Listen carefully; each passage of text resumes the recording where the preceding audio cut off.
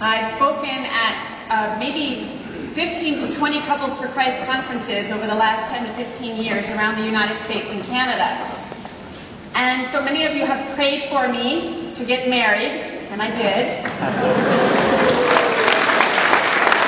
And then you prayed for me to have a baby, and I did. And then you prayed for me to give her a sibling, and I'm working on it. She's about 14 weeks old now and will be born in January.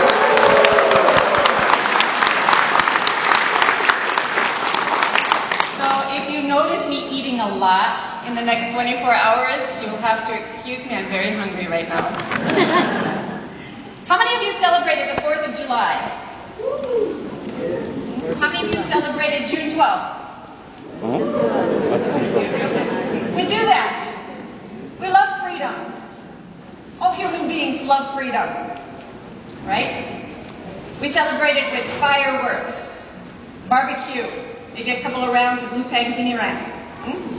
Did I say that right? We love our freedom because our freedom is the gift from God that allows us to be most like Him. It is impossible for us to be like God without freedom, because God is love. And love is the free choice to do for the other what I would rather do for myself. To choose to do the good for the other above my own good or my own needs is love. And that choice requires freedom. Freedom is a beautiful thing. It's important. But most people don't really know what freedom is. What is freedom anyway? It's hugely significant in the pro-life movement. In fact, the other side has co-opted the term freedom in their phrase freedom of choice, right? They use that phrase all the time. And because they have become so good at manipulating that word and manipulating how people think about freedom and what they believe freedom is, they have been very successful in gaining hearts to support abortion. In order for us to build a pro-life culture, we have to not only really deeply understand what freedom is, but we need to reteach people what it means. If we don't do the work of teaching young people what real freedom means, then we are as much a problem of our abortion culture as the other side. Because that's the very tool that we need to win this battle. During the prayers of the faithful this morning, when Jeff was reading them at Mass, one of the prayers was about how we were praying for bishops and other leaders of the church to be witnesses to the true freedom that Christ brings. What I want to do in my short time with you today is talk about that freedom. What is that true freedom that Christ brings? So I want to give a little bit of a lesson, if you would, on 3 different things we need to learn about freedom. There are 3 points about freedom that we need to be able to teach, to understand ourselves, to teach young people, to pass on to young adults, and to help build into the nature of our culture, to the roots, the fabric of our culture. The first is what we would call 2 different kinds of freedom. There are different kinds of freedom. The first kind of freedom is what you might call freedom from. So freedom from is to be free from some oppression. It's usually the kind of freedom we're talking about when we talk about political freedom. To be free from tyranny, to be free from an oppressor, to be free from the control of government, of the strong arm of government intruding in our lives, to be free from slavery. And that's an important part of freedom. You need to be free from all of those things in order to follow what the gifts that God has given you to their fullest. You cannot be a slave to somebody else's idea of what the world should look like, particularly if it's not Christ-centered. Okay? So you need to be free from tyranny and oppression and enslavement and, the overburdening, overpowering arm of a government that's squashing you and your gifts and your talents. But there's another kind of freedom that frequently gets overlooked, and it's the more important kind of freedom. It's called freedom for, or sometimes philosophers refer to it as freedom to, T-O, freedom to do something. Freedom for a greater good beyond ourselves. And this is frequently the type of freedom we refer to when we're talking about personal freedom. Now that I am free from oppression, what am I going to do with my freedom? How am I going to use it? So freedom for is the kind of freedom, it's a condition that allows me to pursue the greater good, to do the greater good, to live my life for something bigger and deeper than myself. Both of these kinds of freedoms are important, and they actually work hand in hand, right? Because you do need some freedom from oppression and tyranny in order to be free to pursue greater goods. Building a church, engaging in a mission, being involved in an organizational ministry like Couples for Christ, building your family, discovering your gifts for a career, for a vocation. So these kinds of freedoms work together, but they can also work separately and oppose one another. And when that happens, human beings become unfree. So the first thing I want to encourage you to do is to teach young people about those two different kinds of freedom so that they understand. Yes, there's freedom from something. You want to be free from me telling you what to do all the time. But I need to tell you certain things that are right and wrong or good and bad for you because I'm trying to set you free to live another year, or free to worship God, which you are made to do, or free to pursue your greatest skills and talents. And if you don't go to bed at 8 o'clock, you're going to be too tired to go to school tomorrow, and you're not going to be free to deepen and strengthen your intellect. You see? So these things, to you, they may sound like, she's never going to listen to me. I hated it when my mother said things like that. But you learned it. And they need to hear you teach them that because our culture will not do it. They will not learn that from school. They will not learn that from the media. Hollywood will not teach that to them, neither will the music industry. Planned Parenthood certainly will not teach that to them. Planned Parenthood will teach them all about freedom from, but they will not teach them about the beautiful mixture of these two kinds of freedom working together to set you free to pursue the greatest good that God made you for, which is love. That's your job. The second point that I want to make, the second thing we need to teach young people, is that there are 4 different levels of freedom, or what you could think of as 4 different ways to live out freedom. Many of you have heard me speak in the past about what we call the 4 levels of happiness. I'm going to run through those very quickly because they relate to the 4 different levels of freedom. There are 4 different interpretations of freedom that you could have when you're living your life. 4 different ways you can view it. God gives every single human being 4 desires in our heart. 4 different needs or yearnings. Okay? And so we call these 4 levels of desire because they actually are in levels. Some levels are higher than others. Why are they higher? The higher levels of desire are deeper. When you fulfill those desires, they're longer lasting, and they're more pervasive, which means they affect more people beyond just ourselves. So you always know a deeper desire when that desire is longer lasting, it uses more of my powers and gifts, and it affects more people beyond myself. That's a deeper desire, and those deeper desires, when fulfilled, lead to a deeper kind of happiness. So what are those 4 different kinds? We'll call them 4 levels of happiness or desire. The first level is physical pleasure or possession. It's the kind of happiness that comes from eating something that tastes good or some physical feeling or stimulation. The second level of desire or happiness is ego gratification. The kind of happiness that comes from success or self-esteem or being recognized, popular, being admired, powerful, being in control. Now these first 2 levels of happiness are important in their proper place. You need to eat and drink, so God gives you the desire for material, physical satisfaction. Otherwise you would never eat and you would die. Even ego gratification has an important element to it. If you do not recognize the good that is in you, you will not love yourself. And if you do not love yourself, you cannot love someone else, because love is choosing their good above your own good. If you don't recognize there is any good in you, then you can't choose to put someone else's good above yourself. It's not really a sacrifice. So you have to have some sense of self-esteem of who you are, that you are made beautifully in God's image. The problem is that our culture overemphasizes levels 1 and 2, and people think that that's their meaning and their purpose in life.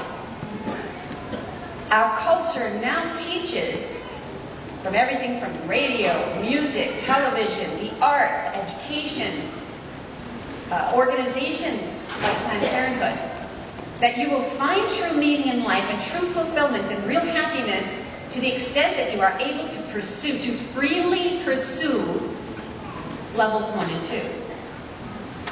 Now, when somebody interprets freedom from a level 1 or a level 2 perspective, they end up with a very freedom from type of view, right? Look at happiness level 1. In level 1, freedom means to be free from all of the barriers and obstacles that stand in the way of achieving pleasures and possessions.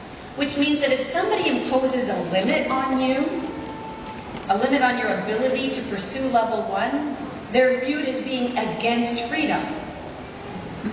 So you're working to pass a law that would limit or prevent abortions, and you are against freedom because you're closing options. You are preventing me from pursuing something that would increase my pleasure or my material gain or my ability to acquire amass possessions. So happiness level 1, if it's seen as our ultimate goal, will only focus on freedom from.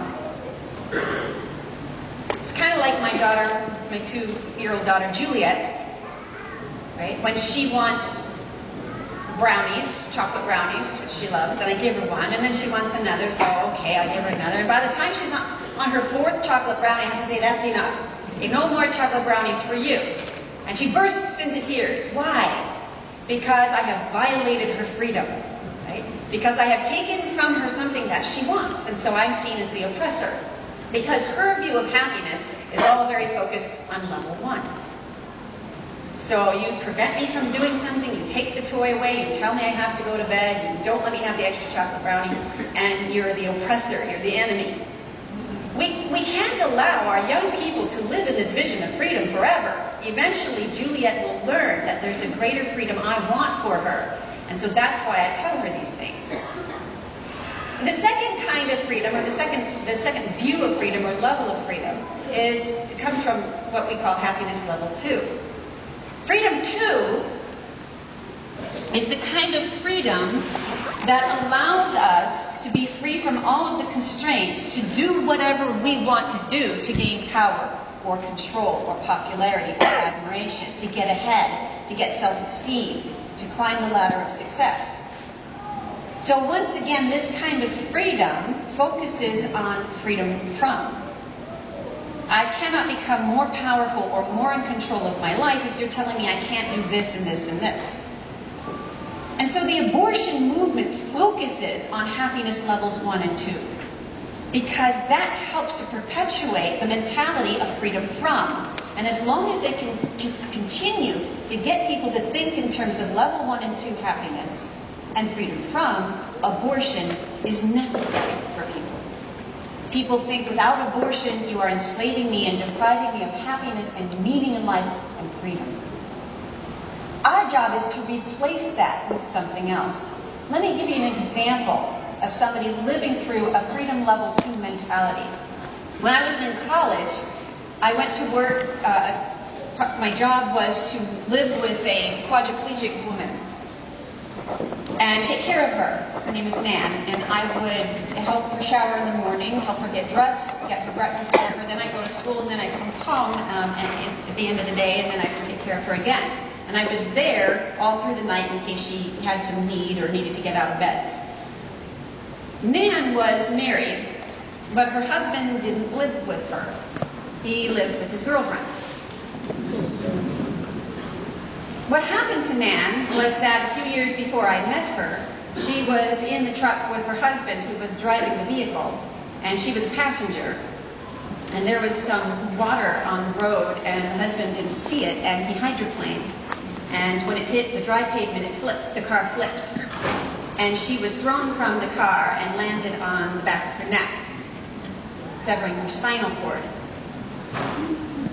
And her husband told me later that he couldn't live with the guilt of living with Nan. And I said, but you're a Catholic, and you married her, and you know that you made a vow.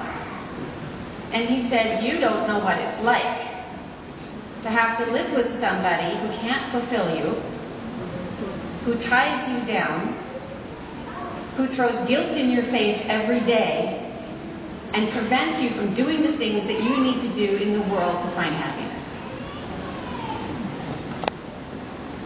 That was a very level 1 and level 2 view of freedom.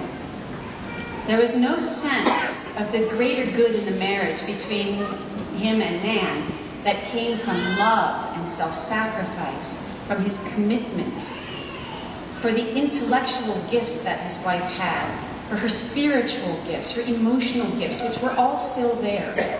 It was just now that she can't walk anymore and I have to be there taking care of her every day, I can't stand it because it ties me down and it makes me feel guilty. And I don't like that feeling. That sense of freedom became slavery to him because he didn't let go of his guilt. By that very conversation, he revealed that his guilt was intense. Every day he came to that house to see her, and every day he would go back home to his girlfriend, and he only came to see Nan because of a sense of obligation, because he felt responsible for what happened to her. That mentality of what freedom is, and how freedom gets oppressed by somebody else who forces me to have to live my life a certain way, is the very root problem of abortion in our culture. A baby comes, and I'm not expecting it, or I haven't planned it, and I'm not in control anymore. In freedom level 2, I have to be in control. I need power and control in order to be the master of my own destiny. But a baby comes, and I didn't plan it, or something happens to that baby that I didn't plan, like it's discovered that it may have a disability, and suddenly I'm not free anymore. Do you see how that happens? Now, if we don't get people out of that mindset to get them to see a deeper kind of freedom and meaning in life, abortion is what will set them free. I guarantee you, there's a strong, and you know this as well as I do, there's a strong limitation to your freedoms in the first trimester of pregnancy. I spent the last 8 weeks being sicker than a dog. Everything tasted and smelled like rotten soup. That's all I could do to get out of bed, sit at my desk, and type at the computer. Now I'm in my second trimester, and I feel great. But I know that once the third trimester comes, I'm going to be limited again. It's going to be hard to move. I'm not going to be able to fly as much anymore. I'm not going to be able to speak as much anymore. Right? I'm going to have to slow down. And once the baby is born, lots of limitations to my level 1 and level 2 desires. So the pro-abortion movement plays on those fears. You can Google their ads for Planned Parenthood or the National Abortion Rights Action League, whatever they're called now, Abortion and Reproductive Rights Action League, or NOW, or other organizations like this. Watch their ads. Watch their ads for contraception, let alone for abortion, and you will see level 1, 2 freedom all over the place. Your freedom to be and go and do whatever you want. So there's this one ad, it was a while ago, and it had these women, it was such a beautiful ad and this wonderful song, I can't remember, it was a very popular song, and these very colorful, and these women are going into a store and they're shopping.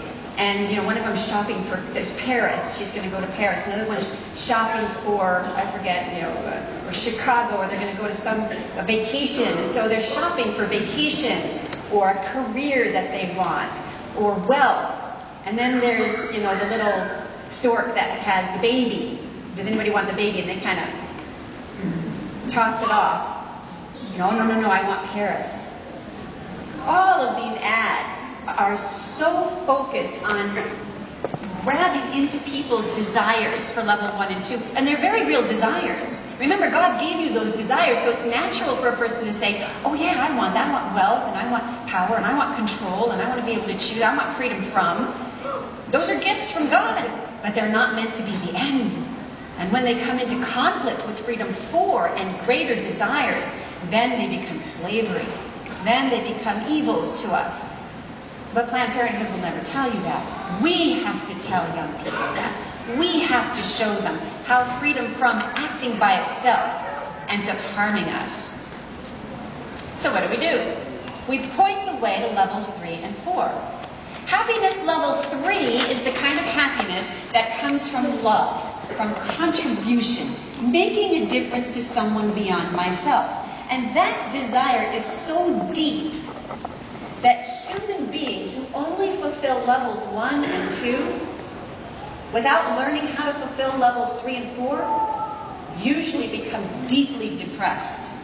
And many times they don't understand why, and that leads to despair, because they don't know how to fix it. A lot of these crises that we hear these statistics on today of how many people are depressed and how many suicides occur, a lot of that fundamentally comes from level 1 and level 2 attitudes on life that never got corrected. And people will live according to their expectations. What they expect will make them happy. What they expect will make them feel free. And if their expectations are all about level 1 and 2, and then they gain level 1 and 2, and they're not happy, they're frustrated, they become cynical, they become angry, and they become depressed and eventually despair. So we focus instead on level 3, the kind of happiness that comes from doing the good beyond yourself. What kind of freedom does this lead to? In freedom 3, freedom means to be able to choose to do what is right and what is good. So things like commitments and self-sacrifice, being responsible for the welfare of somebody else, these become essential ingredients to our highest potential. See, in levels 1 and 2, commitments and obligations and being responsible for someone else, those are slavery. Don't tell me I have to be responsible for this baby. Who are you to try to tell me what to do with my life? Don't tell me I have to be obliged to that law or this moral rule or that church's teachings. Who are you to tell me that? Because in level 1 and 2, it's all about me being in control. But in level 3, if what I really want is love itself, not my interpretation of what love should be, but if what I really want is love itself and justice for people and goodness and truth, if that's what I really want, then I have to be committed to loving the other. I have to be committed to the good of the other above the good of myself. I have to be committed to the obligations of family life, the obligations that my work life lead to, the obligations of my community, of my country. I have to be responsible for others in my neighborhood, for my fellow man. Those things are no longer slaveries or oppressions. Those things become tools that actually set me free. When I am responsible for you and there are more opportunities to be responsible for my fellow man, I am more free to do the good beyond myself. Now, you can't really believe that unless you live it. You have to experience that to really understand that it does set you free to do the good for the other beyond yourself. And so that's why it's important when we're teaching this to young people, we don't just say it, sit down, now I'm going to teach you about the 4 levels of freedom and freedom from and freedom for, and here's how they work together, now go and be free. You have to give young people opportunities to practice freedom for. I want you to be free, and I want you to choose to do with your summer what you want to do, but I want you to choose something good beyond yourself. Let's find something that you're going to do this summer that will bring out your level 3 and level 4 desires and fulfill those desires, not just your level 1 and 2 desires to go out and make a lot of money and buy a motorcycle. What can you do? You choose it. Let's work on your skills and your gifts. I'm not going to tell you that, you're going to come to Haiti with me to build houses because that's what I want to do. No, when kids get a little older, help them to see that freedom for in their own gifts. What are you good at? What do you like? What can you do this summer, freely chosen by you, and I'll support you, that will allow you to be free to do some good beyond just yourself? You give them that opportunity and show them, and then they experience what it was like to go out and do some work of service or charity, or maybe teaching catechism at their church or something. And they say, wow, I really like that. There's a sense that I did something beyond myself that made a difference in the world, bigger than me. And it's going to have a lasting impression in the world beyond myself. It's up to us to give that to young people. Let me give you an example of level 3 freedom. My husband, he hates it when I use him as an example, is to me a beautiful example of level 3 freedom. My husband is constantly putting aside his own needs and desires and wants freely for my good. Just last week, I was very upset,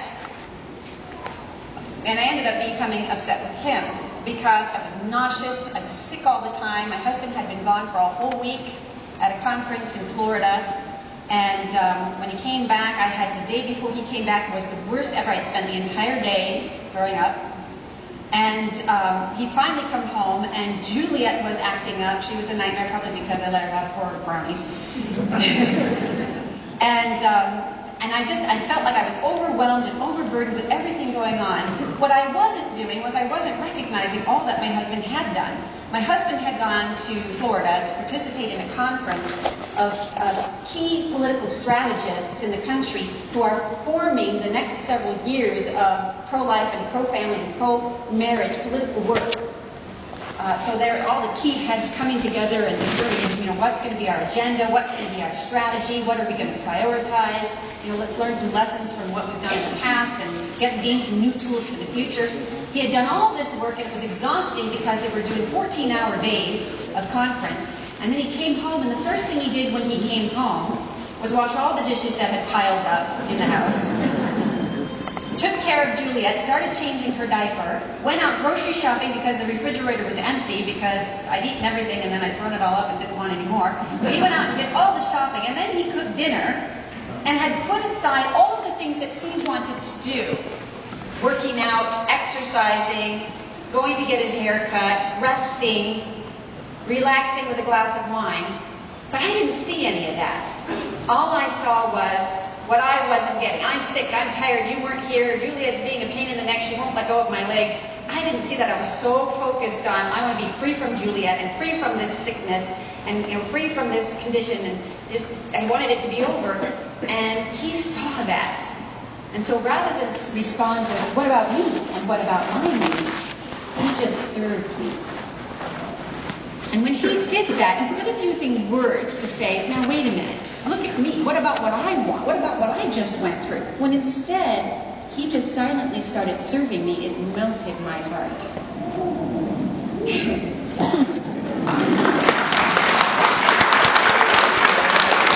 Because it allowed me to see he was at peace. He wasn't angry, all right, I'll do the dishes. He was at peace, and he smiled at me. And he served with a kind of a joy. And that allowed me to say, oh my gosh. Right? And then some of that guilt creeps in. What am I doing? But I had the tools. I was able to say, I'm sick and all this, but I'm focusing on level 1 and 2, and my husband has chosen the better path, and that's why he's at peace. I had those tools from being educated and practicing those and having mentors and friends who helped me not just learn those levels of desire, but live them. That's why you need to do that, because then your kids, when they grow up, will have those tools to analyze a situation like that and say, wait a minute, what am I doing? I'm pregnant and I didn't plan this one. Is there an opportunity here for greater love? That's how we want them to be able to think. And then take a look at level 4. That's even bigger than level 3. Right? Happiness level 4 comes from surrendering your whole life to God. And it's not, when you think of surrendering to God in level 4, it's not like surrendering to the enemy during a war. It's not like somebody's just taking over you and controlling you and going to tell you what to do and you hate your life and you just want to die. Okay? That's not the kind of surrender when you surrender to God. You're surrendering to something that unconditionally loves you and wants your greatest good and desires for all of your greatest desires to be fulfilled. So it's a unique kind of a surrender. But that surrender calls us to sacrifice ourselves to others in the same way that God sacrifices to us. So level 4 is about surrendering to God's unconditional love and allowing Him to love me completely and fully. And then my taking that gift that I'm now filled with and giving it, pouring it out to others, and surrendering and sacrificing my life to others for their good, for their eternal good, not just their worldly good, but their eternal good. So let me give you an example of this kind of surrender, of this kind of self-sacrifice. When I was in New Mexico several weeks ago on a trip, a priest at one of the parishes we were visiting was giving his homily, and he said, I want you to stop thinking about Jesus as your Savior.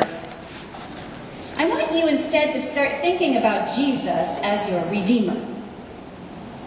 You see, a Savior saves you. Like a lifeguard. A lifeguard is a savior. He will jump into the water while you are drowning, and he will grab you and take you with himself to the shore and save your life. A redeemer will exchange his life for yours. No lifeguard wants to be known as a redeemer. That's the image or the example of freedom 4, level 4. Okay, freedom level 4. The ability to so surrender myself to someone else that I would give my very life for that person. And why do I do that? Because I want to imitate the total and unconditional surrender that God gave of himself for us. So I'm imitating something. It's not just a philosophy.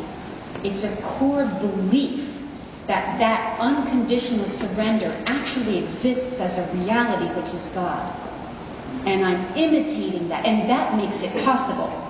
Because God unconditionally surrendered himself to free me, to redeem me from my sins, then I have something now to imitate. So it's not impossible. With Christ, all things are possible. That's a level 4 kind of freedom. To know that I was loved so much that someone fully sacrificed, wholly sacrificed for me, and that I can follow that example and find happiness in surrendering myself to someone else, and I'm able to think that way. That's freedom level 4. Now, here's the key. We need to teach our young people the 2 different kinds of freedom, and then we need to explain to them there's 4 different ways you're going to view freedom, or you're going to live out freedom. Let me explain that to you. And then we need to share with them some key fundamental principles that will help them use their freedoms properly in the political world, or in the social or the world of community. Okay? So the third point I want to make is to teach them 2 fundamental principles about freedom, now that we see the difference between the kinds and levels of freedom. There are 2 principles. One is called the principle of the hierarchy of rights, and the other is the principle of limits to freedom. The principle of the hierarchy of rights shows us that we know we have 3 inalienable rights, right? 3 rights that are ours by nature, given by God, because we are human beings, and nobody can take those rights away. No government can declare them out of existence. No vote of the people can reject them. Those rights are yours by nature. And when a government ignores those rights, or pretends like they aren't there, or attempts to declare them out of existence, it is violating your rights. And it is acting illegitimately. It becomes an illegitimate government. And the people have a right to attempt to overthrow that ruling. Because that government becomes a tyranny. The very purpose of a government, the most important duty of any government, is to protect the inalienable rights of its citizens. If it fails to do that, it loses its raison d'etre. It loses its very reason for existence. It loses the very fiber that gives it its authority to govern in the first place. We, the people, give our elected leaders the authority to govern because their duty is to respect and protect our inalienable rights. And that's true no matter what form of government you have, whether it is a democracy, or an oligarchy, or a monarchy, or any form of government. It becomes illegitimate if its primary duty is no longer protecting the inalienable rights of each of its members. Now, you know those rights are life, liberty, and property, sometimes called the pursuit of happiness. But those rights are hierarchicized, they're ordered, they're prioritized, right? So life is a more fundamental right than liberty. And liberty is a more fundamental right than property. Liberty is a phrase that we could use for freedom. And frequently, again, liberty is interpreted as a political freedom. But it also must include personal freedoms. Freedom from and freedom for. So how do these rights work together?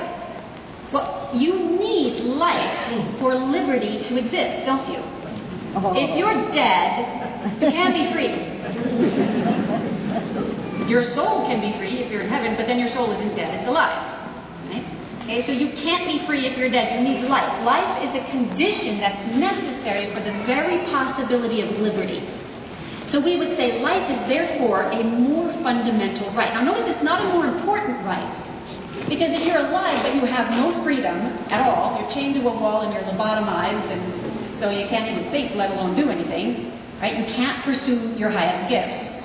You can't pursue love because you're lobotomized. Okay? So you have to have freedom of thought and freedom of heart, freedom in your soul, and freedom in your physical activities. So freedom is just as important as life. They go hand in hand for you to fulfill what God has intended for you. But life must be protected first when there is a conflict. So, for example, in the scenario of an abortion, a woman wants to get an abortion. You have two rights that are in conflict here. The woman claims a right to liberty. I have the freedom to do with my body what I want. You cannot unfairly restrict me or overburden me. You cannot place an undue burden on me. And this is unfairly going to restrict my opportunity for careers, or my opportunity for physical well-being, or my opportunity for financial stability in ways that men don't have to be restricted. So it becomes an undue burden. You're infringing on my liberty, and abortion must become a right. Now you can make arguments against what she just said on the face of it, but there's a deeper argument here, which is that your liberty rights must become secondary to the life right of another human being. The unborn child is a human being with an inalienable right to life. And when those rights are in conflict, the right to life must be protected first, because without it, the right to liberty won't even exist. Now, the same thing is true with liberty and property, in case you're interested in that, right? Because liberty is a more fundamental right than property. You can't own any property if you don't have ownership over yourself. If I own you, you're my slave. I, by default, own all your property. Okay. So liberty is a more fundamental right than property. Life is more fundamental than liberty. Now that's key in the abortion debate. But if young people don't learn that, they won't understand it. And freedom becomes the ultimate goal. There's a second principle to teach that rides off of this. It's called the principle of limits to freedom. This principle teaches that one person's right or one person's freedoms cannot become another person's duty to die. Take a look at the euthanasia debate. I should have the freedom to determine my own future. I should have the freedom to self-actualize as I choose. Right? You shouldn't tell me that I can't kill myself or have a physician assist me in suicide if I am terminally ill, because that should be my ultimate choice. It's not like an abortion. I'm not trying to kill someone else and place my liberty over the life right of someone else. This is about me. Well, first of all, government has a responsibility to protect the inalienable right to life above the right to liberty, even if both rights reside within you, even if you're the subject of both of those rights. Government has a responsibility to protect your life right above your liberty right. and say, no, we can't allow another person like a physician to say, yeah, okay, you think your life is not worth living, so I'll agree and I'll help you kill yourself. Because then we are not protecting your life right against people who would do an unjust harm against you. But further than that, the person who commits suicide, if physician-assisted suicide becomes legal, or the person who is euthanized, if euthanasia becomes legal, is not the only victim.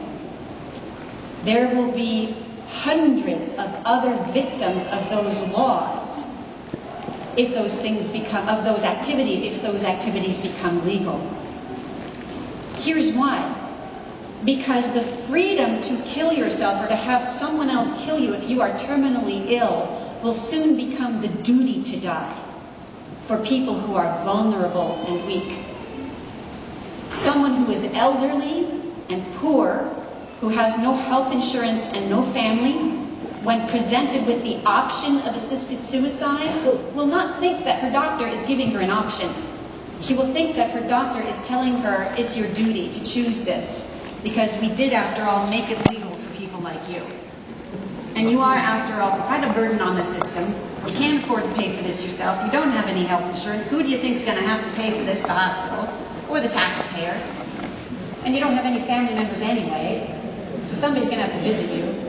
I mean, that's what somebody's hearing if they're already depressed because they find out they have a terminal illness.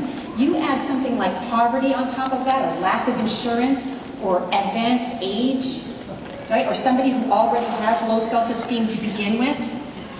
And those kinds of people are going to see assisted suicide as a duty and not as an option. So now your freedom has become somebody else's duty to die. That's why we make assisted suicide and euthanasia against the law. Because the government has no authority if it doesn't first protect your life right above your liberty right. And because secondly, the government must follow the principle of limits to freedom. Now, these principles are very important to teach to our young people. Again, two different kinds of freedom, freedom from and freedom for. Three different ways to view freedom, levels 1, 2, 3, and 4, and two key principles of freedom, the hierarchy of rights and principle of limits to freedom. Very simple. Why is it so important in the pro-life movement to teach this? I want to spend just a couple minutes before closing talking about the attacks against our religious freedoms. What's happened in our culture now is pretty interesting. Now, people of faith are being asked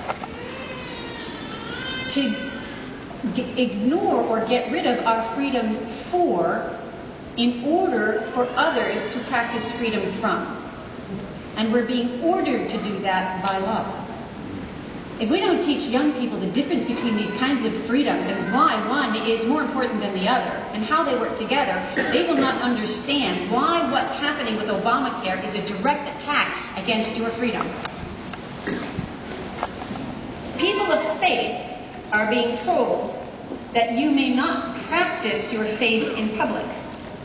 You see, remember that freedom is not just about the freedom to worship. Freedom for is not just about your freedom for worship or to go to church. Freedom also includes your freedom to live out your faith and your beliefs in public and private life. A lot of people think, well, I'm still free to go to church. I mean, nobody's stopping me from that, so what's the problem with what's happening with Obamacare? The problem is that your religious freedom, which is protected in our government, which is protected by our laws, your religious freedom, which is protected by the Constitution, includes all of your religion, not just the worshiping part of your religion, but the part of your religion that acts out in daily life. I want to show you what's going on in Obamacare because a lot of people don't really understand what's going on with the religious freedom issue. You've probably heard about this. Some of you have even participated in the religious freedom rallies. But let me show you what happens when people don't learn what we've just talked about today. The Patient Protection and Affordable Care Act, which is frequently referred to as Obamacare, was signed into law by President Barack Obama in 2010. It is actually the law now. Now, you may have heard that, it went before the Supreme Court, there was a challenge, and the Supreme Court actually upheld Obamacare. What it did was it ruled that Obamacare is actually a tax. And so there's a benefit to that because there's a way to fight it on that ground, but it didn't strike down Obamacare, it upheld Obamacare. Planned Parenthood helped to shape and write this act. So already you know, danger, Will Robinson, right? There's not good stuff in this. What it does is it requires preventive services for women that must be included without copays or deductibles in nearly every health insurance plan in the country. In other words, abortion, contraception, and sterilization will be required in most plans whether you want it or not. Now, you may also have heard of what's called the HHS mandate. What is that? What is the HHS mandate? This mandate provides free coverage, somebody has to pay for it, free coverage for early abortion pills, contraception, sterilization, and education and counseling about choosing and using those things. Now, while those items will be free, life-ending drugs will be free. Many life-saving drugs will not be free. You'll actually have to pay for those. So you have to pay for heart pills and insulin, but you'll be able to get your abortion drug for free. If large employers do not provide their employees with Obamacare-compliant plans, which means plans that include those free services, they will pay a heavy fine. And that fine is estimated to be about $100 per day per employee.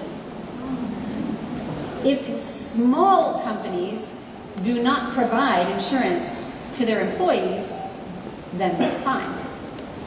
But if they do provide insurance to their employees, then even small companies will be required to make those plans Obamacare compliant, or they will also face those same heavy fines. There is an exemption. Many people say, well, wait a minute, the church is exempt. My organization is exempt. If Couples for Christ has employees and you provide them with insurance, we're exempt because we're religious and there's a religious exemption. First of all, only religious organizations are exempt, which means that Healing the Culture, the organization that I run, would not be exempt if we started offering insurance to our employees, which we do not currently do. We would have to provide Obamacare-compliant plans to our employees, offering free abortions and contraceptions to our employees, even though it is against the very purpose of why we exist. Secondly, those religious organizations are only exempt if they only serve people of their own denomination. What? How many religious organizations and churches is that going to include? You have a soup kitchen that serves soup to homeless people no matter what their religious affiliation is? You're not exempt. You have a ministry to youth that allows people from other denominations to come to your youth group or your youth celebrations? You're no longer exempt. You have an outreach at Couples for Christ where you do service ministries to other people in need, regardless of their religious affiliation. You're no longer exempt. You may also have heard of something called the individual mandate. What does this mean? The individual mandate requires that beginning in 2014, nearly all Americans will have to purchase Obamacare-compliant insurance plans and pay a heavy fine. Or pay a heavy fine. So in other words, if you don't have an Obamacare-compliant insurance plan by 2014, then you will pay a heavy fine for your taxes. Now, what the Supreme Court did was it said that fine is not technically just a sharing fine. It's a tax. So they considered it a tax, but you will be required to pay that. In most cases, individuals in those Obamacare-compliant plans will be forced to pay what's called an abortion premium. This is a separate premium that will actually be deducted from your paycheck and put into an abortion on-demand fund established by Obamacare to cover all types of elective abortions, surgical, chemical, late term, etc. So $1 every month will be deducted from your paycheck to go into this, directly into this abortion, not a big pot where some of the money will be taken for abortion, as if there's a difference anyway, but it will go directly into this abortion fund. About $1 every month. It's estimated that this fund would generate yearly income of about $924 million, which is enough to pay for 2 million abortions every year. Abortions that you will directly be paying for through your paycheck. Not all of the Obamacare compliant insurance plans will include an abortion premium, but here's the trick. Insurance companies will not be legally allowed to communicate in advance to you which plans have the abortion premium and which ones don't. So you won't even be allowed to know that because the insurance companies aren't allowed to tell you until after you've already signed your form and chosen your plan. Now you feel it, don't you? Now you feel the violation of your freedom to practice your religion. Automatic enrollment of minors in the HHS mandate. Children and dependents from age 0 to 26 will automatically be enrolled and receive coverage of free contraception counseling and education, contraception, sterilization, and early abortion pills, whether you want your children enrolled in the plan or not. You don't have a choice. Earlier, President Obama said you would have a choice, and then he reversed it. What do we do about this? Well, the first thing that I suggest is civil disobedience. We should not be paying for abortions and contraceptions and sterilizations, period. It's our responsibility.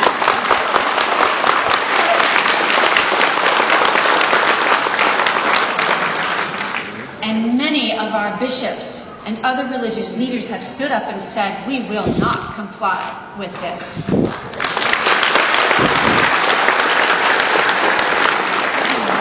That's the exercise of our religious freedom that we must all be willing to take, and we must stand behind our bishops and our priests and our religious organizations, many of which have now taken this to court and have filed lawsuits against the Obama administration for this radical infringement on our freedom of religion.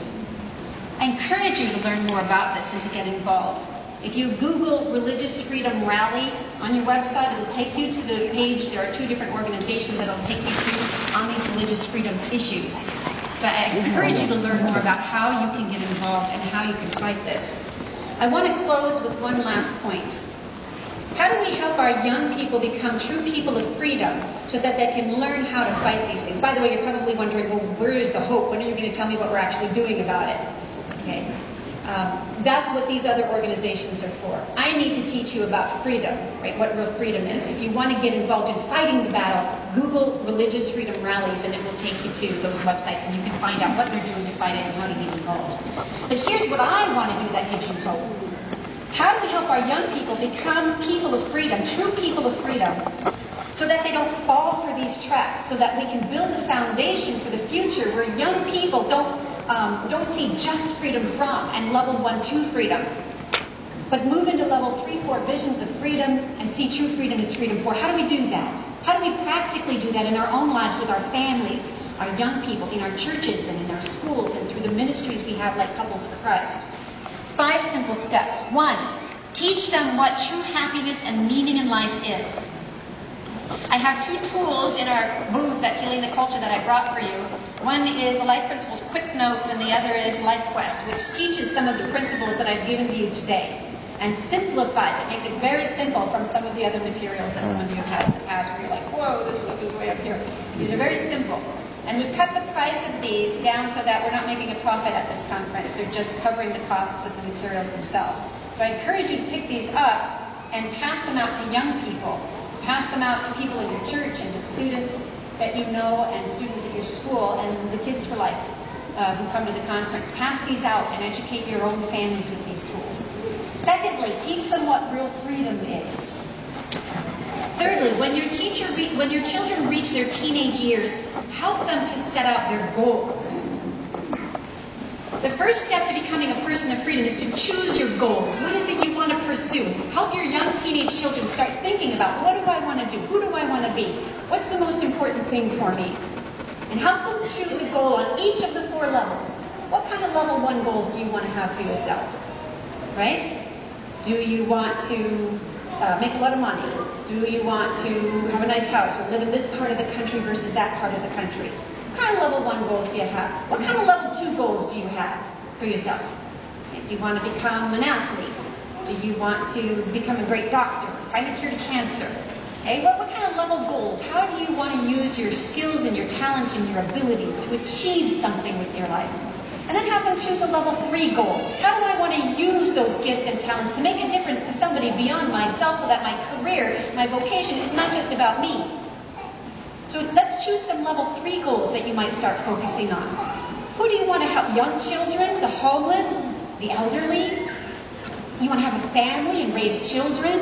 And then have them choose some level 4 goals. How do you want to help build up the kingdom of God? Have you ever thought about becoming a priest or a nun? Or maybe you want to build up your faith life. Start practicing now. Make the rosary a daily part of your life. Or maybe start going to daily mass. Or maybe practicing the virtues. Or reading more about your faith and your spiritual life. Okay, so have them choose goals on all 4 of those levels. 4th, teach your children the 4 cardinal virtues. The 4 cardinal virtues were meant to set us free. That's what those virtues do. What are they? Traditionally, they're called prudence, justice, fortitude, and temperance. An interpretation of that could be wisdom, justice, courage, and self-discipline. Teach your young people those virtues and help them live those virtues out. How to be wise, how to make a wise decision, and why something they decided was unwise versus wise. Justice. Why is something unjust? What's the difference between justice and injustice? How do we know when something is unjust? If somebody violated your freedom, is that automatically unjust? But what if it was necessary in order to prevent the violation of somebody else's life? So you're showing them what is justice, okay, by using some of those principles. Courage. What does it mean to be courageous? Courage is not the same thing as bravery. Courage is not just, I'm not afraid of anything anymore because I have courage. Courage is acting on what is good even when you are afraid. Teach them that virtue. And self-discipline. You come home from school, do you sit in front of the TV as the first thing and eat some popcorn? And then you're too tired after that to do your homework? Or do you say, first thing I'm going to do is 20 minutes of homework? And then I'll start thinking about something else. Or 30 minutes or an hour of homework, depending on their grade. Okay, so teach them that self-discipline. And finally, 5th, show them how to change their habits through visualization, practice, and prayer. What are those 3 steps? A lot of young people today don't have the ability to visualize themselves as virtuous people. They don't see themselves as virtuous because we don't talk about the virtues very often. It seems goofy to them. So help them to visualize themselves as virtuous people. And you can do that by encouraging them with the way you talk about them. Change that mental vision they have of themselves as being dopey, stupid, weird, not very brave. But that was a really courageous thing that you just did. I think you have the ability to be very wise. Just learn these things. You can be self-disciplined. I know you can. I've seen you be it in these areas of your life. Let's try to apply it in those areas. Help young people to visualize themselves practicing these 4 virtues. And then the second step is help them to practice them. Right? And you'll have to set the rules. And finally, encourage them through prayer. You cannot adopt the 4 cardinal virtues into your life without prayer. God needs to help you with that because it's not natural to us anymore. Original sin has made it very difficult to us to automatically be virtuous. So we need the power of God's grace to overcome the sin in our life, to become courageous and self-disciplined and wise and just. So those 5 steps, teach them what true happiness and meaning is. Teach them what real freedom is. Help them to set their goals on all 4 levels when they're young. Teach them the 4 cardinal virtues, and then show them how to change their habits through visualization, practice, and prayer. Becoming a culture of life is not impossible, but it is difficult and time-consuming. If we take on this work, we can change the culture. We can stop abortion. We can prevent things like contraception and sterilization, because what we will be doing is working within the human heart to get them to change what they see life is all about. If we don't do this work, we become part of the problem. And the result we get from it becomes just as much our fault as the fault of those who actively promote it. In fact, we become more guilty because we knew better. I will pray for you, and hope you will pray for me. And I leave you with the final thought that Christ has already won this battle. Our job is easy. Just do it.